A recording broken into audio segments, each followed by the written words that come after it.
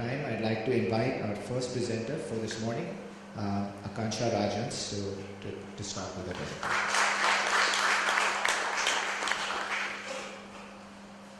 I'm Akanksha Rajhans, a product designer by choice, curious by design, and I have been trained in Bharatanatyam for the past 10 years. So I would like to start something regarding dance. I was really lucky to be a part of a thing called Painting with Dance, where dancers from 5 different genres participated. We tried out different dance strokes, like the drag of the Kathak, the block foot of Bharatanatyam, the tiptoes of ballet, and we came up with something like this.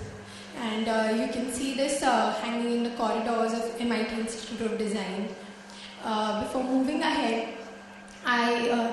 before showing the next concepts, the concepts are inspired by the experiences that I have in my life, and the experiences or the anecdotes or the pain points are something which led rise to these ideas. I was lucky enough to have the opportunity of working with Mr. Michael Foley for my diploma project. So I worked for TLV Packaging Solutions, and the theme of my project was to romanticize human moments in a human's life. And I was very inspired by contrast in the human life. It might be happiness and sadness, light and dark, or the yin-yang, or even like the Newton's law, which says that every action has an equal and opposite reaction. So I was really inspired by it, and I came up with a concept which celebrated contrast. So if you can see in this, the symbol of light, which might be a diya for some, a candle or a table lamp for some, is in the dark. So the symbol of light is in the dark while the background is lit up. And to enhance the coexistence of these contrasting qualities, it is in 2 parts actually, if you can see. And when these 2 parts connect to each other, it lights up, and when they are disconnected, it switches off. And I reached this through a process of research of parallel products, mood boards, sketching, and CAD modeling, and prototyping, and detailing it out, and finally the silhouette selection in this case. So this was something which I was really lucky to be a part of. I think if any one of you has visited MIT Institute of Design, it has got a beautiful campus, and it is located on the banks of a river. But with that comes a fair share of mosquitoes, and we tried a lot of mosquito repellents, and the mosquito coil really stood to the test, I think. But there were some problems which I noticed, like the ash used to disperse everywhere, and if someone doesn't have a matchstick, then you can't really use a mosquito coil. It's totally useless. So then I thought of repackaging it, and that's how this idea was born. If you can see over here, there I have created like a kit kind of a thing with matchsticks with a stand, and the stand can be kept vertically, can be kept horizontally, or it can be hooked onto a chair or a grill of a window. And there is a tiny mosquito graphic on the stand. It is kind of a pun, like the ash is falling as if it's like a grave for the mosquitoes kind of thing. And the edge of the box has a striker where you can strike the matchstick. So basically it resolved the problems, and me and my roommate ended up using the prototype which I had made, and it worked fairly well. So this was something. I think these days all of us are facing power cuts.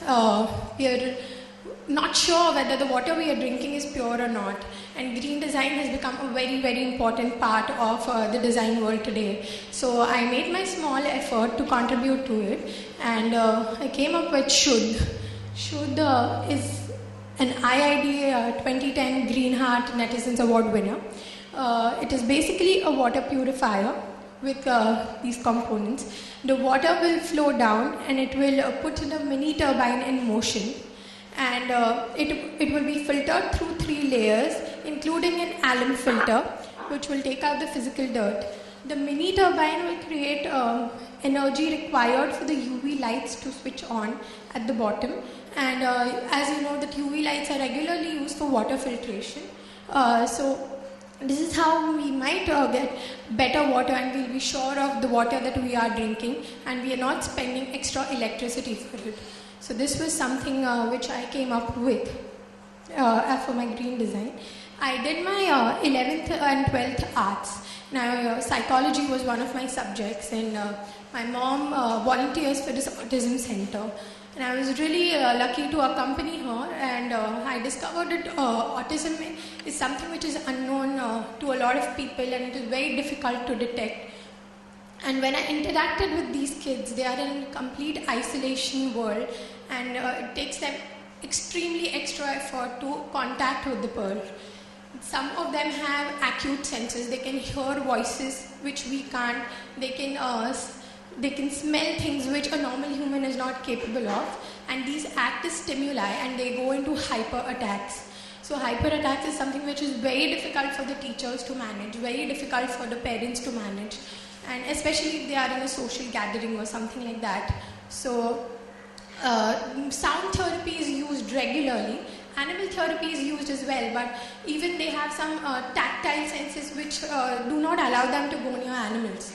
So sound therapy is used regularly, and that is what I took my inspiration from, and came up with Smilo. Over here you can see some music therapy going on. Even like the basic functions of opening a zip, they take years to learn these functions.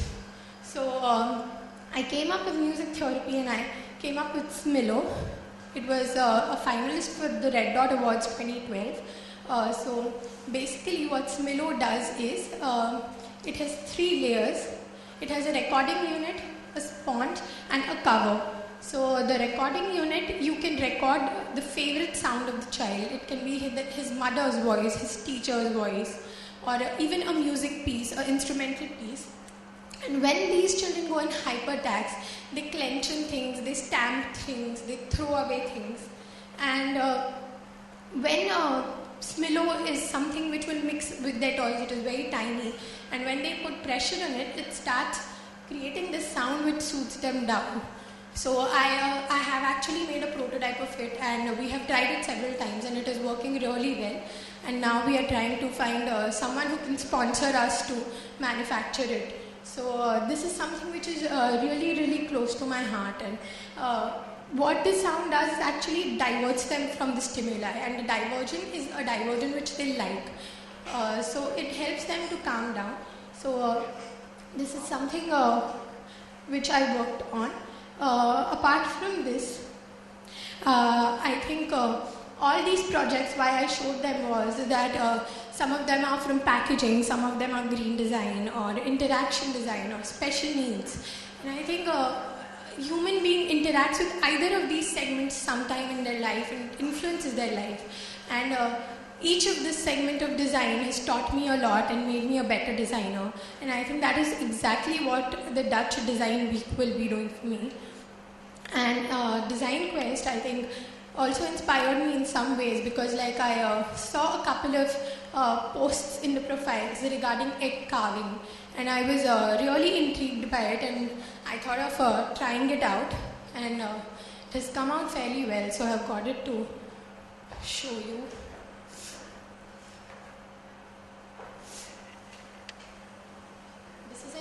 This is an eggshell, and this has been carved. Actually, this cracked while coming from Pune. This is an eggshell which has been carved. So, no, it's not with a knife, it's with a drilling machine. So, yeah, so I think inspiration is everywhere, and it's a very important part of being a designer. And Dutch Design Week will surely inspire me. Thank you.